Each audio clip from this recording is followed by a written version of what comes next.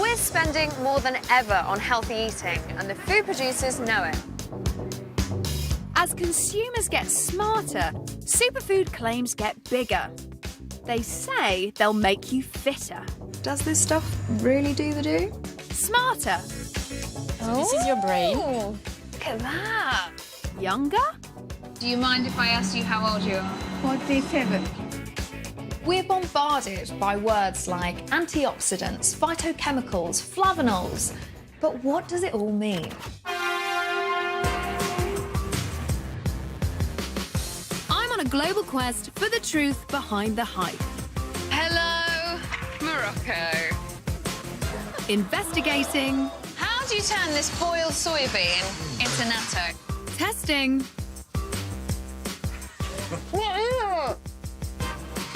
And participating in the latest cutting-edge science. That's my liver, gosh. It's time to put superfoods under the microscope. Do you think this is a superfood?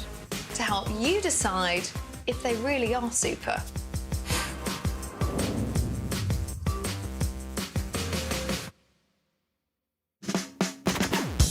This week, I'm in America to find out if cherries can help these boys on the pitch.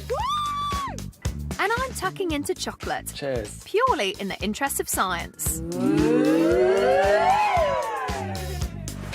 But first... This is so exciting! It's Popeye's favourite food, but can it really boost your biceps?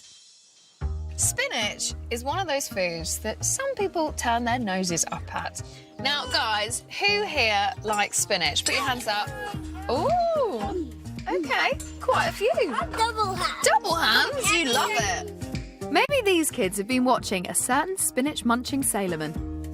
Now, Popeye thought that it was down to the high iron content of spinach that turbocharged his muscles. I've heard it's down to something else.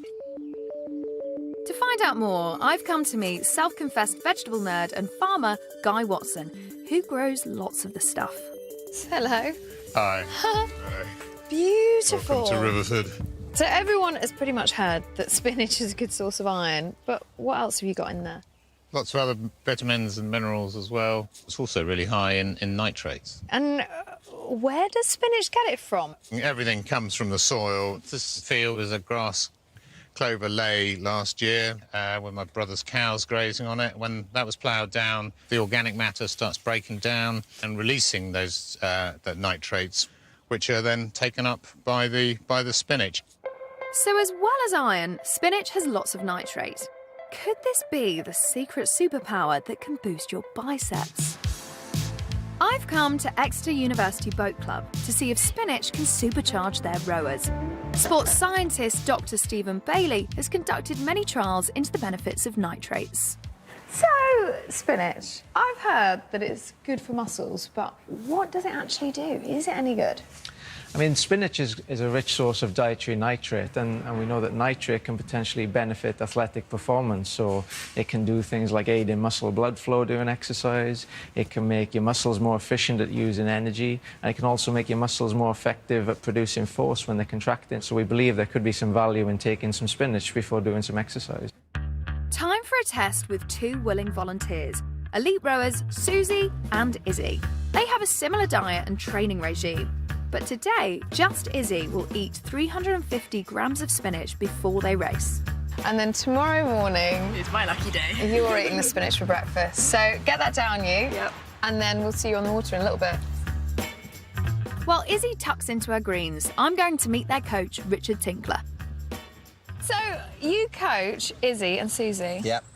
Are they pretty equally well matched? At the last lot of trials they both attended, Susanna is ranked top under 20 in the country, and Izzy second, third. I would say Susanna's probably about 6 seconds quicker. So fairly evenly matched, with Susanna just having the edge. Although Susie's normally faster, Izzy's had the spinach. So let's see if the nitrate in those leafy greens gives Izzy enough of a boost to close the gap. OK, girls. Ready? Attention. Go! Woo-hoo! Come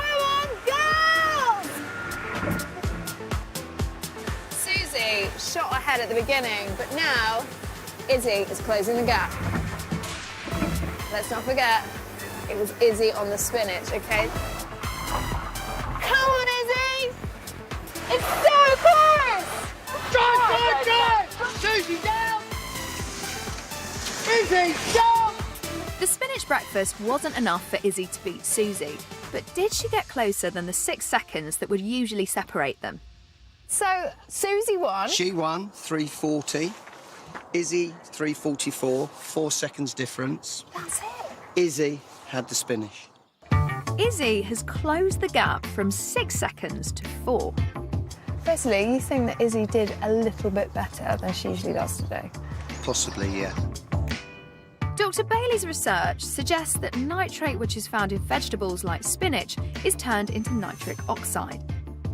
This chemical causes the powerhouses inside our muscle cells, called mitochondria, to work more efficiently, giving athletes a natural performance boost. That's the theory, but will it work in practice? Susie, you'll be thrilled to know that tomorrow you're having spinach for breakfast.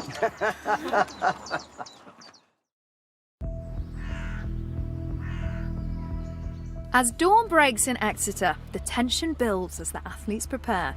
Yesterday, Susie won by 4 seconds, so if the spinach works, she should win by an even wider margin today. Attention, go!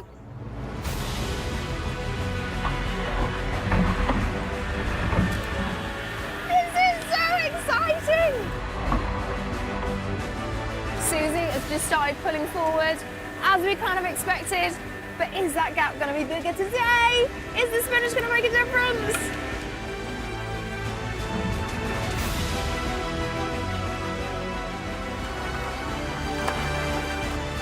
Through the line!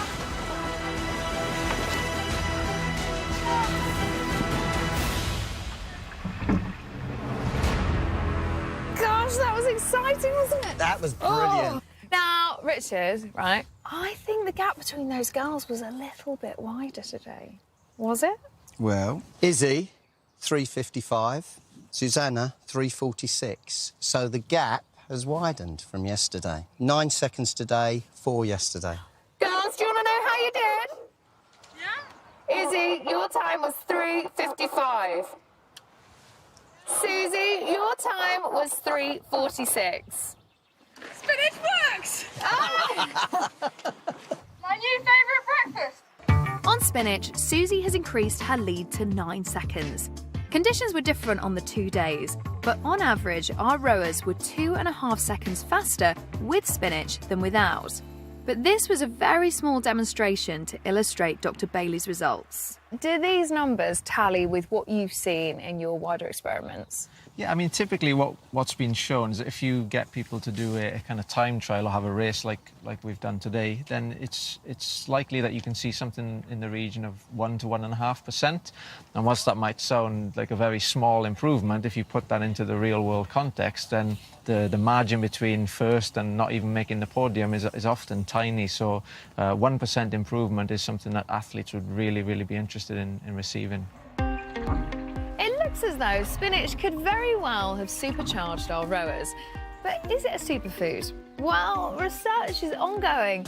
But I would say that if you want to maximise your muscle power anytime soon, then there is no harm doing a Popeye and adding this very nutrient-dense leaf into your diet. In Britain, on average, we eat 7.5 kilos of chocolate every year. Wouldn't it be amazing if some of that was actually doing us some good? Well, recent headlines have suggested that chocolate could be good for the heart. I think I need to find out more. Chocolate is best known these days as a sugary treat. But long before Europeans got into chocolate, the Mayans and Aztecs in Central America used it as a medicine in sacred rituals. These traditions are still kept alive in the heart of London. Before investigating the science behind chocolate's health claims, I'm meeting Rebecca, a shaman who trained in Peru and now leads cacao rituals. Oh, Rebecca. Hi, Kate. Hi. The smell of chocolate in here is amazing. What we're doing today is a ancient traditional practice in a modern day context, using cacao and just releasing any blockages around the heart and opening up our heart. Is that purely a spiritual experience, or do you think it's also medicinal? In its raw natural form, cacao is a bitter medicine. It is, I would say, one of the best superfoods on the planet. That's very big talk. But the Aztecs did use chocolate for medicinal purposes, everything from calming the nerves to treating heart conditions. This is not your average cup of hot chocolate. This is cocoa in its purest form. It's intensely chocolatey, but also bitter. But will a cup of cocoa really have any effect? Eyes closed, nowhere to go, feeling the ground, and calling on the cacao goddess to come and sit opposite you now. Asking her what's in your heart, to clear the blockages, releasing any negative energies out through the soles of the feet as black sludge. Slowly coming back with your heart open. I'm certainly very relaxed, but I think that probably has more to do with having a little lie down. And has the cacao had any impact on my heart? I'm still sceptical. Time to find out the scientific facts. I've come to Aberdeen University, where a recent study led by Dr. Balkia de Rose examined the link between chocolate and the heart. Dr. de Rose is going to see how my body responds to eating chocolate. But before they let me at it, a blood test. So Balkia, what are we doing today? We're going to isolate platelets because platelets are very important in assessing why chocolate or cocoa products could be healthy. When platelets in the blood find a damaged vein or artery, they change shape. They stick together, plug the hole and stop blood loss. But in some cases, they can change shape at the wrong time and form clots, which can cause a heart attack or stroke. Balkia believes compounds called flavonols can make platelets less sticky and less likely to form clots.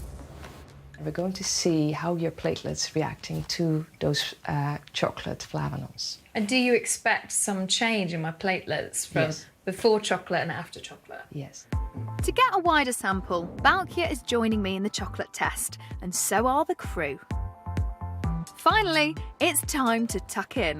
Cheers. Generally, the darker the chocolate, the more flavonols it has, and this one is a massive 90% cocoa. Does the amount of flavonols vary from chocolate to chocolate quite radically? Yes, it does, because obviously there are different cocoa beans have different amounts of flavonols, but also the way it is produced will affect kind of the final kind of flavanol content. I mean, I'm ready for my second block. No! Now we need to wait an hour and a half for the flavonols to make their way into our blood. Coming up, I find out if our chocolate binge has made any difference. I'm feeling a little queasy after all that chocolate. And when I try to find out the health benefits of cherries, I get more than I bargained for. I couldn't even see it!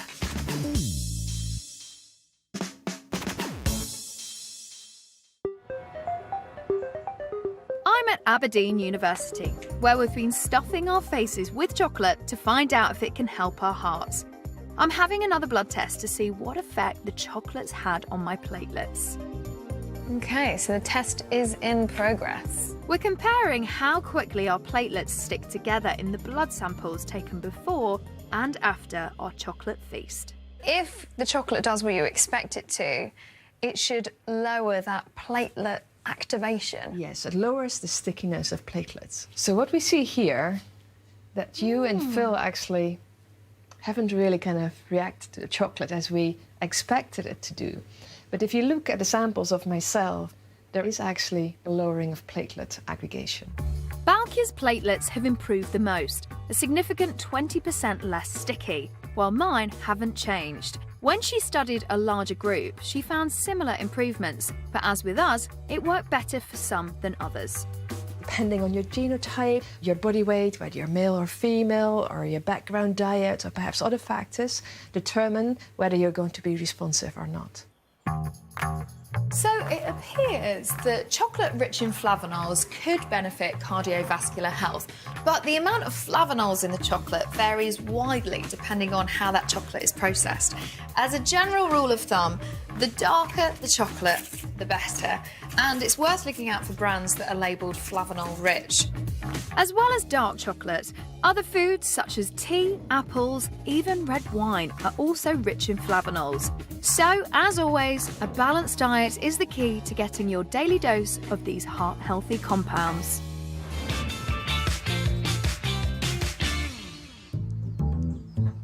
It's cherry season. America is the world's second largest producer of cherries, and that's where some interesting claims about cherries' ability to treat pain are coming from. To find out more, I'm flying across the pond to New York City. That is the Empire State Building. I might be touching down in the Big Apple, but it's cherries I'm excited about. My favourite fruit. Delicious. Full of potassium, which is essential for our nervous system, melatonin, the hormone which promotes sleep, and antioxidants, these guys might be small, but they could be mighty.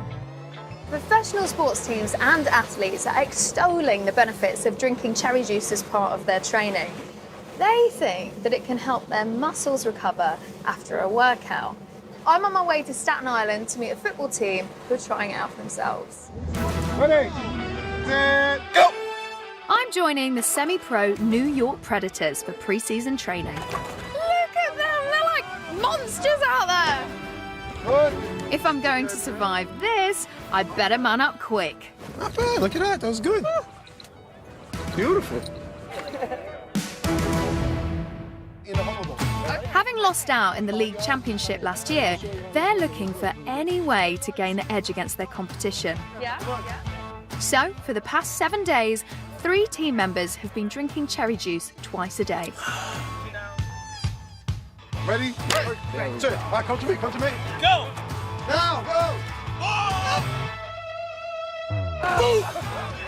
I couldn't even see it! I need some cherries. That's me done in. But to illustrate if cherry juice could be a rescue remedy, team president Bill Simo is hustling us all into the gym.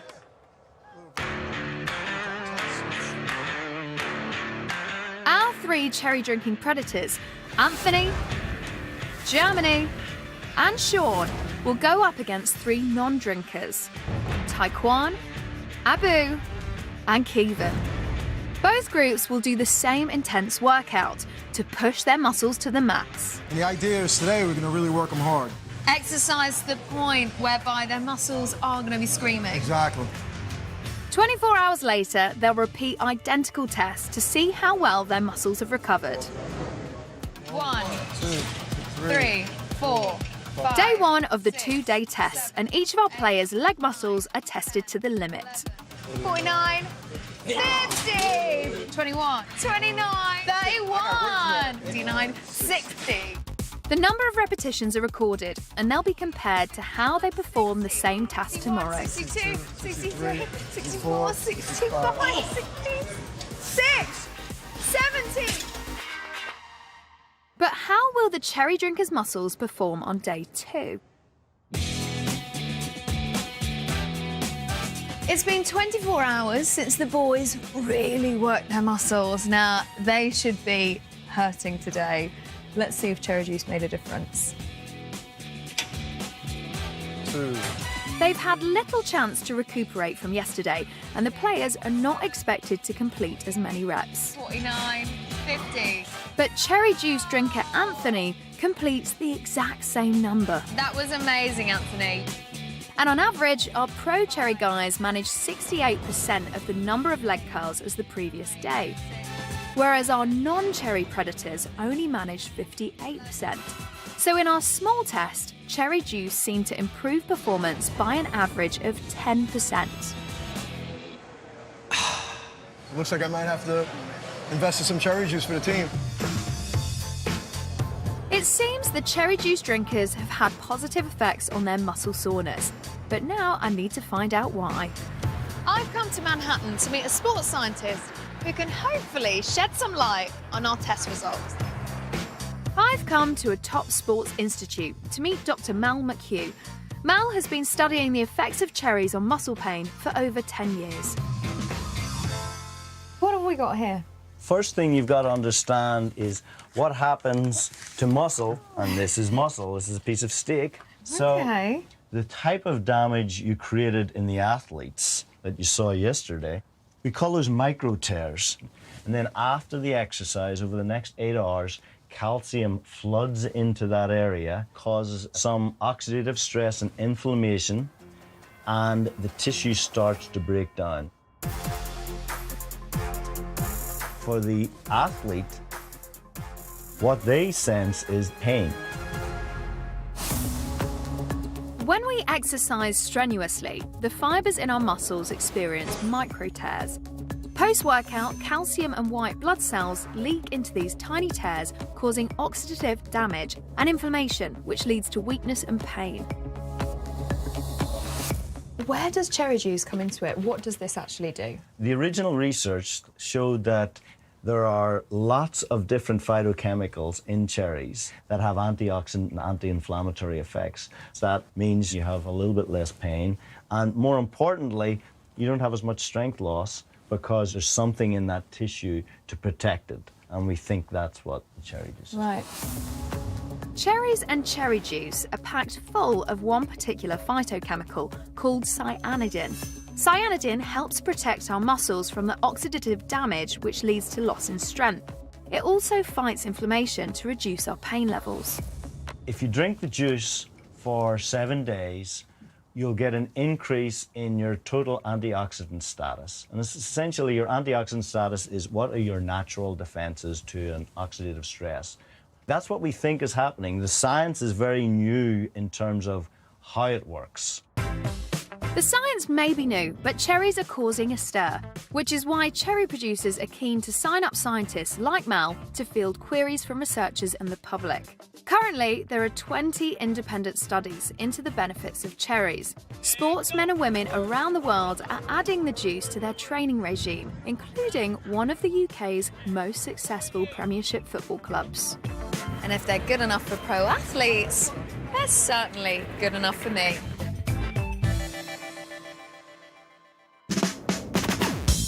Next time, I'm in Oregon to fish for some vitamin D. could these wrinkly little tiger nuts sort out your guts? It is like a multi-storey car park for tiger nuts. And I get to grips with the health benefits of a weed? Tonight at 10, Bare Chic. Singles pick their favourite nudie body and then go dating fully clothed in new naked attraction.